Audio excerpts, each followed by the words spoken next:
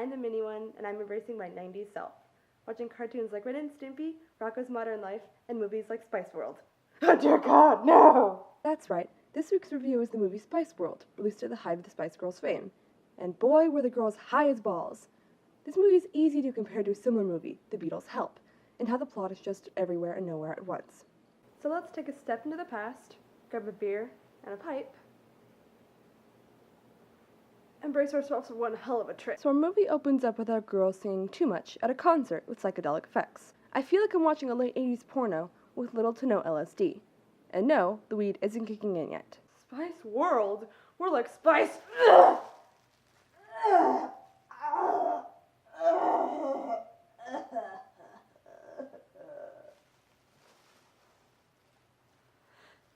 Yeah, I'll be fine. By the way, Baby Spice is the cutest, and Posh Spice was so posh. Also, Jerry's dress says Power Girl. No, Jerry, you are not cool enough to be Power Girl. That's bad, Jerry. That's very, very bad. Anyway, so the girls finish their concert and are greeted by, Hello, Elton John cameo. Goodbye, Elton John cameo. So Alan Cumming, yes, that's him, that's our Nightcrawler, is trying to catch the girls for interviews for a show. But oh, he lucked out. Too bad. Hang in there, Alan. You'll get him. Our Spice Girls board their TARDIS to head for their next gig. Why do I call it the TARDIS? Because look how much bigger it is on the inside, it doesn't add up. Also, how the hell can the bus driver see directly behind him without a rearview mirror? Seriously, when you're inside, look how much is in his viewpoint, not to mention the windows are tinted over. He must have some really good vision, or he's Superman. Girls are answering questions at an event, and are being watched by two Hollywood writers who want to get the Spice Girls in their next movie? It's porno, isn't it? They're young, they're cute, they're hip, they're wacky. Yeah, but can they act? What? Act? Did anyone care if Marilyn Monroe could act? All they cared was she in focus. All the while, their agent is talking to his boss, played by Roger Moore, about the most nonsense shit ever about Backlash. Put a couple of cats among a few pigeons. Leave the pigeons alone. Watch the feathers fly.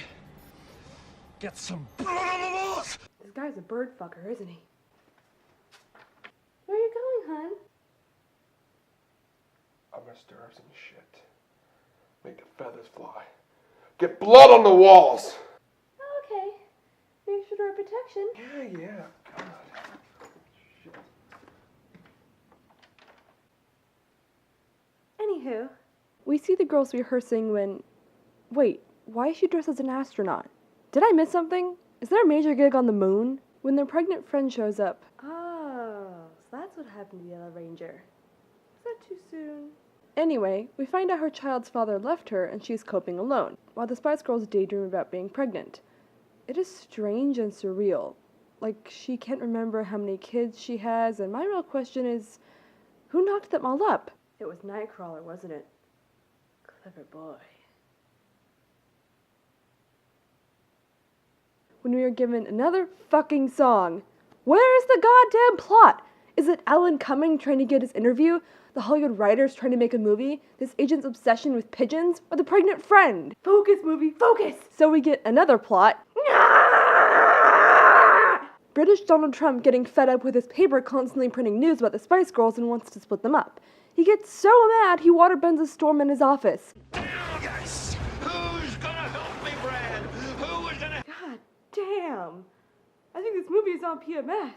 So the Spice Girls agent has lunch with the Hollywood writers who pitch their movie to him. Okay, here's another idea. Crocodiles. Well, that was clearly a mistake. I don't like how he said that. God, it's so creepy. Mini one? Yes, hon? Crocodiles.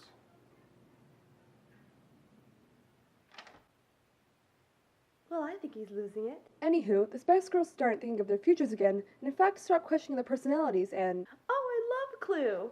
Yep, I was with Colonel Mustard. So the Spice Girls head to a photo shoot and decide to, for once in their musical careers, have fun. Okay, you're an animal. Yes, there we go. You're a tiger. You're Tony the tiger. You're great. Very good. Loving it. Now you're a lemma. While this is happening, the newspaper boss from earlier hires professional hitman or photographer. 7:45, you sniffing your socks before putting them on. 8:55, you in the lift, picking your nose. This guy sounds like the perfect stalker. Or he may well be the real-life Batman. So the Spice Girls head to a party and all become godparents, and the first question after saying yes is, Hang on a minute, do godmothers get stretch marks? How? No. I'm not gonna ask questions. It's better to just leave this be. and oh my god, what is with this guy? This guy alone is worth sitting through the movie. Even if it's with the Pope getting mad at the Spice Girls for questioning if the Pope's Catholic. Yeah, like the Pope would waste his time. Speaking of wasting time, the girl's agent has another whack-out call with Tweedledee. It is time to hang your pants on the hook of darkness. Yeah. Whether they're clean or not. I don't get it. Is this movie trying to break me? So the girls perform come-on rehearsals, when several men come out and start gyrating their beautiful, sexy bods. Girls obviously don't like this because, I don't know.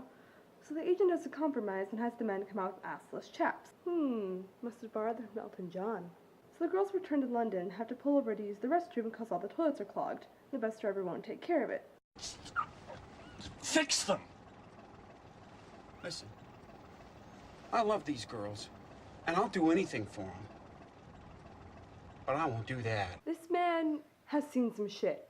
Like, I want to know why specifically he won't do this for them, even though he says he loves the girls. Who are you, mysterious stranger? Speaking of mysterious, alien fans land and ask the girls for tickets. Yes, alien fans. How can the girls understand their language?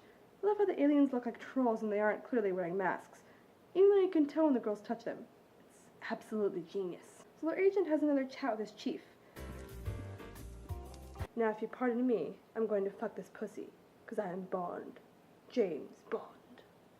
The agent then pleads the girls not to leave for a break, and the girls agree, sort of, and go to dance rehearsal for Springtime for Hitler. Sorry, this part is not funny in the least. Even the girls walk out marching in camo. That's one time the girls can be funny. All thanks to Posh Spice's dress. So the girls stay at the mansion and... is that the Jason theme?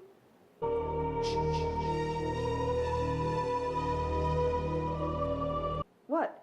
Couldn't find another scary theme? Why not use Freddy's?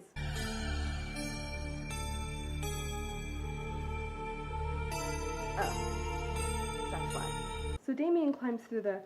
Seriously, this guy is giving the Mario Brothers jealousy.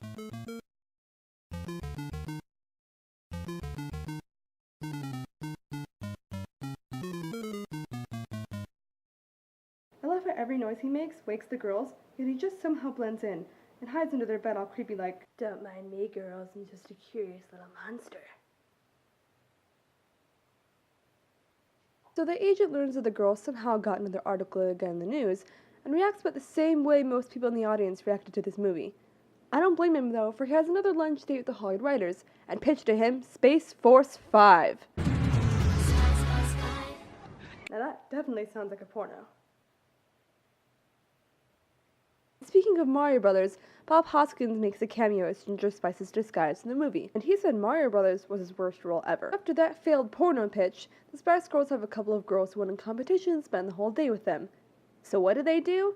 Take an unexpected boat trip and sing another song, while both girls go overboard and could have drowned.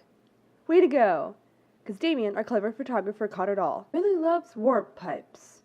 This causes yet another article to be printed, and the agent just blows up at the girls, resulting in them disbanding. He then reacts like every online gamer who loses a game. Jeez, man, calm down. Ready to turn that light off. So the agent then states he will fix it to his chief, even if he has to get 4 girls to dress up as Victoria. Even if I have to round up 4 friends and personally dress up as Victoria. Why are all the guys in this film either creepy or have sick fetishes that they want to commit? So the newspaper boss is happy and has an orgasm, I think, while all the girls have a flashback. Coincidentally, the same exact flashback at the same time, which I didn't even know was possible. And the girls show the Byron, the owner of the small restaurant, a song they pre-recorded. And not only that, but are able to sing perfectly without any rehearsals, at least as far as we know. In fact, it is stated later on they struggled with food on and off. Whatever, because all the girls meet at the now closed-down restaurant and have a daydream again about what if their songs flopped and they are put on trial. This somehow makes them want to get their pregnant friend and go out clubbing. Meanwhile, their agent is getting pissed-ass drunk and talks to his assistant, who will get drunk with him and may have a... how does she put it? Sit here, getting more and more self-pitying, telling each other tragic tales of lost lovers. then end up deadening the pain by having a night of full-on bursting passion and end up completely ruining our professional relationship. And is followed by, God, another creepy smile. Seriously, this movie should be called Creeper World. I need to wash my mind from this moment. I really didn't know pregnant girls went clubbing. And gee, looks like they are having so much fun and smiling, awkwardly waving at their friend, and her water's gonna break, huh? So the girls rush to the hospital while trying to deliver the baby. First thing to do is, put your legs together. Had these girls gone to sex ed or anything? It's not that hard. God, these girls are so fucking stupid. Even the nurse tells them to relax. While relaxing, they're asked by a couple if the girls could say hi to their son who's in a coma. The girls try to, and at one point mention taking their top off. And of course, his eyes open up. Just a joke. Anyway, there's not much point. He's got his eyes shut. Not now, has he? The boobies, the cure for anything in a coma. Mention you go topless and the patient wakes suddenly. So their agent is beginning to crack due to the girl's show quickly approaching, and doesn't seem to understand friendship, and decides to have one last chat with the Hollywood writers. While at the same time, the Spice Girl's friend finally gives birth, rather quickly I might add. This is where the last 10 minutes or so of the movie gets weird. The rest of the movie is told by the Hollywood writers. It happens coincidentally at the exact same time as what's happening in real life. Almost like the girl's getting a narrator for a documentary. To the ground. And now the girls come face And somehow ties up all the loose ends. The awesome photographer Damien gets ruined by this and hits a wall saying he changed his ways, and turns on the newspaper he worked for and prints a scandal article. Oh, so that's the end? No. Damien goes after the really big evil boss, McMaxville. Girls then have Victoria drive the bus. I'm sure she doesn't have a license and clearly proves my point. The bus driver had to be Superman to see behind him. By the way, their agent is just eating this shit up, like he really is getting into it. So the girls are on top of the bus for God knows what reason, surfing it. The girls react to the speed bus jump scene with a lower budget, because fuck you, it's the Spice Girls! A bomb is also found on the bus, but that's too intense. Finally, the writer says the girls will walk in right now, like he's God. You lied to me. Oh, no, hey now. Hey, that's... Yeah, first-degree murder. I'd react the same way. So a cop finally stops the girls, but due to being nice and innocent, and a blowjob, the girls get away completely free. We are then given the greatest line in the movie from their agent. So this is the plan. The band starts up, the fans go wild, the lights come on, and I walk center stage and hang myself. Damn, that's dark. Like, super dark. I think most people in that theaters are watching this shit. So the girls stop him from committing public suicide and perform their live concert, with everyone watching and dancing. Even the cop who got a happy ending got in. Which means they weren't completely sold out, but just being racist assholes towards the troll aliens. Thus the movie sort of ends, and we get this weird behind-the-scenes making of the film, even to the point the girls break the fourth wall and chat to the audience, and finally the bomb goes off, killing all of them. Sort of. So that's Spice World. God, it's horrible. It's a fucking waste of time. I wouldn't mind if the whole thing was just song after song with no story or treated like a behind-the-scenes deal. But it has so many plot points that somehow all get resolved in the end by a cheap narration. The movie isn't even funny. Except for Damien. He's the whole point to watch this, until he was ruined at the end. The movie even took that from me. So I recommend skipping this movie and just listening to the girls' soundtrack. At least you can... Oh, bye. So I'm the Mini One, and I'm very worried about him. Bye-bye!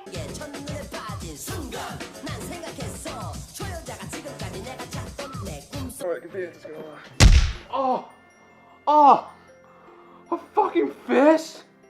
Oh!